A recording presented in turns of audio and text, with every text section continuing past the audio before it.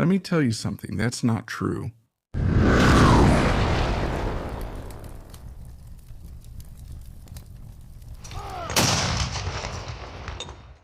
Well, the basic mistake is this.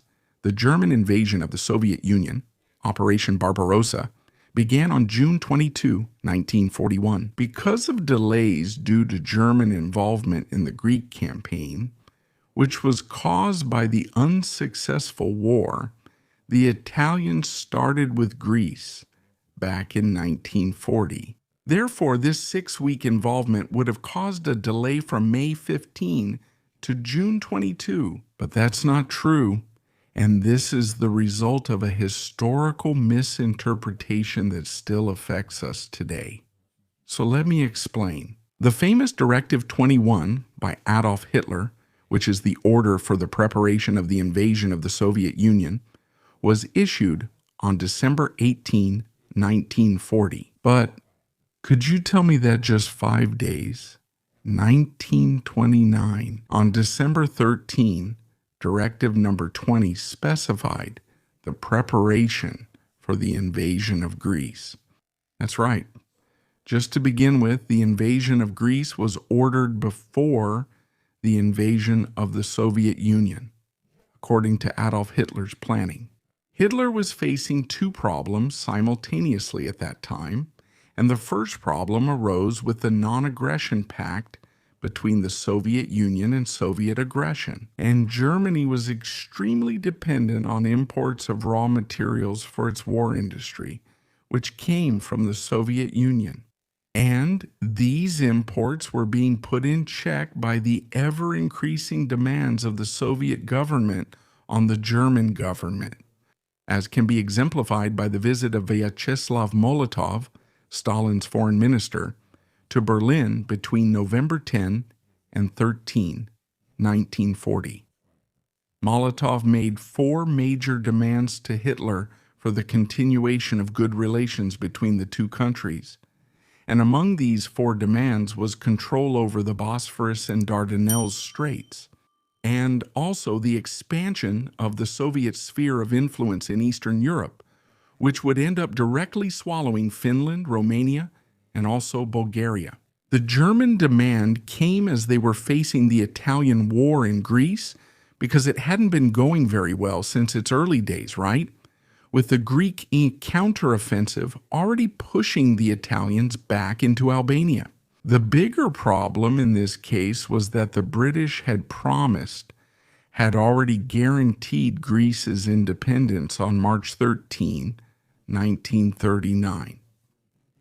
Therefore, they had given Greece a guarantee that amounted to a kind of military pact, and because of that, No. 30 Squadron of the RAF, equipped with Bristol Blenheim bombers, was the first to land on Greek territory. Still in November 1940, less than a month after the Italian invasion. Now consider this. These two problems have a very important element in common. And that element is the Romanian oil fields of Ploiești. The Romanian oil fields were the only major source of oil that Germany could rely on at that time, and it was extremely vital for the continuation of the Third Reich's war effort. In this way, Hitler had to protect the Ploiești oil fields at any cost, and because of those oil fields, he issued these 2 directives, number 20 and 21, because his line of reasoning was as follows. If the Russians keep pressuring me with these demands, I'll either have to give in to their demands or peace between the two countries will deteriorate. So, it's better to invade right away before this situation deteriorates. However, if the Soviet Union invades Germany before that, it captures Ploiești in the first days of the invasion, due to the proximity of the Soviet border to Romanian territory. Meanwhile, the British presence in Greece puts their bombers within operational range to attack the Ploiești oil fields. So Hitler would first have to get rid of those British bombers that had the range to attack his oil fields. And that meant having to invade and take control of Greece so that after that he could invade the Soviet Union and push the Soviet Air Force away from the Romanian oil fields. At the same time, he made the Soviet oil fields in the Caucasus the main target of the German armed forces advance. To prove that this was one of the purposes of the operation, all we have to do is read the Directive 21. Already in its third paragraph, the first time it mentions the German air effort in this future operation to invade the Soviet Union, Hitler says, for the Air Force, it will be a matter of releasing forces that are strong enough for the campaign in the East in support of the Army, so that one can count on the rapid conclusion of ground operations and that the damage to Eastern German territory caused by enemy air attacks will be as minimal as possible. This concentration of the main effort in the East is limited by the need for the entire combat and armament area under our control to remain adequately protected against enemy air attacks, and that offensive operations against England, particularly against its supply lines, are not interrupted.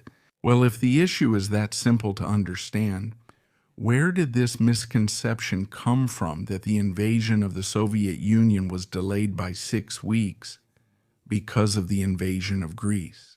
Well, it's pretty hard for us to pinpoint exactly where this myth originated. But the main culprit for spreading this story is the journalist William Scherer, who is the author of the famous work The Rise and Fall of the Third Reich, published back in 1960.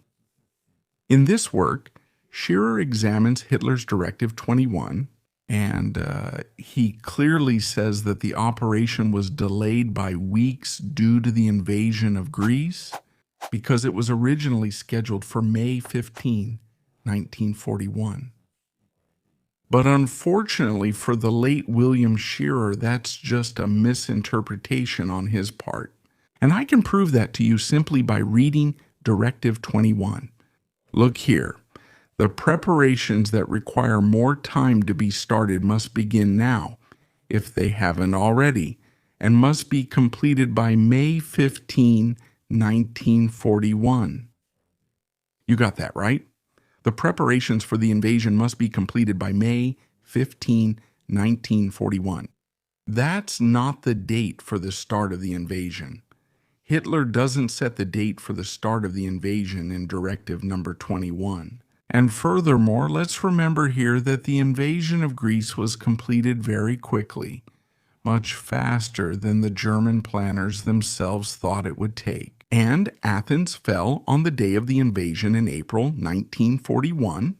So, look, more than 2 weeks before Hitler's deadline for the end of preparations for Operation Barbarossa. After the fall of Athens, the only German armed involvement in that region was the conquest of the island of Crete, right? Which started on May 20th and lasted until June 1st. But the invasion of the island of Crete required only 2/3 of the total German force. So, Duas únicas divisões. the 7th Airborne Division, along with the 5th Mountain Division, out of the 150 and 2 German divisions that were, at that moment, committed to their eastern front. And even though very heavy casualties fell upon the 7th German Airborne Division, everyone knows this, Crete is really a kind of tomb for the German paratroopers. Heavy casualties on the island were indeed very important, because it wasn't just about denying the 7th Airborne Division in that area, but also preventing them from reaching the Ploesti oil fields.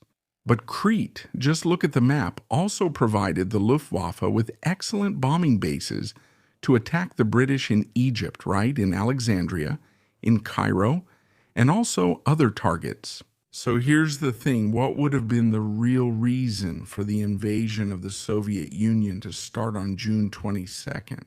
Basically, you can narrow this down to 2 reasons. The first one is logistics, getting all the combat and support troops to the front line. Remember, it was the largest land invasion in history at that time and still today, right? The largest land invasion in history. Therefore, you have to put a very large number of troops on the immediate front line.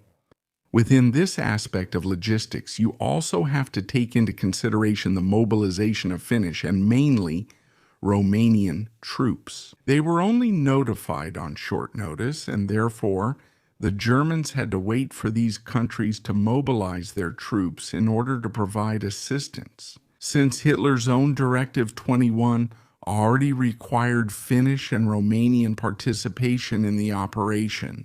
And the second reason why the operation only started on June 22 was due to the weather. In that year of 1941, the spring had been extremely wet, with a lot of rain. Therefore, the river levels were high, the ground was still very muddy, and a large part of the area that made up the starting line of the invasion was simply a huge swamp, right? The largest swamp in Europe, which is the Pripyat marshes, in southern Belarus and northern Ukraine. Therefore, Hitler and his generals were waiting for the ground to become firm enough for the tanks to be able to operate in that region. Now tell me, did you already know all these details about the planning for the invasion of the Soviet Union? Did you also believe that story that the invasion of Greece had delayed the Germans? Tell us in the comments. If you like this video, then share it with your friends. But also give us a thumbs up. And don't forget to subscribe to Sala de Guerra so you don't miss anything else. I'll stop here. Thank you again for watching. And here's a big hug from the War Room.